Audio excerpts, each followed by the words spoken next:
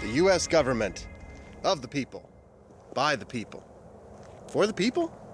Not so fast, says Michael Franzese. He should know.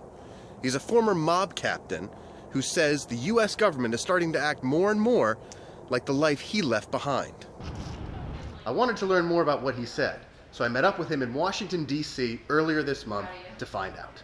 My background, having grown up on the street and being part of that life, I see too many similarities in my old life and the way things are being run here in this city. So you're saying that this is like a mob state, a mob country? Mafia Democracy, that's what I would call it. Michael has noticed so many similarities between La Cosa Nostra and what our federal government has become that he wrote a book about it, called Mafia Democracy.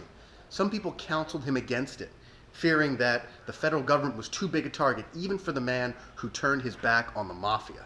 Michael didn't listen to any of them. That's why I'm writing this book. Maybe they'll understand, that the government has to do things the right way. I'm going to ask you a couple of things that the mob is known for. Two politicians. Intimidation. Intimidation, and let's take it a step further, extortion. And I bring this out specifically in my book. Deprivation of free speech. Absolutely. Election fraud.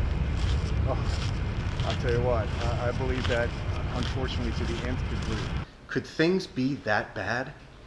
I met up with Michael the next morning after he had finished addressing a group of people in the offices of the U.S. Senate.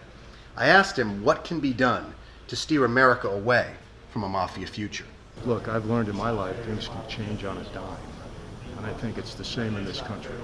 It's about the people, he said, putting the right people in Washington, D.C., regardless of their party, and when power becomes an end in and of itself, getting rid of them, regardless of what party they are then, too.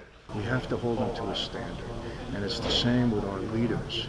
We have to rise up as a bloc, because they pay attention to that. They don't want to get voted out of office. Sure. So the power is in the people. Michael's book is scheduled to come out in the second half of 2016, just in time for the presidential election.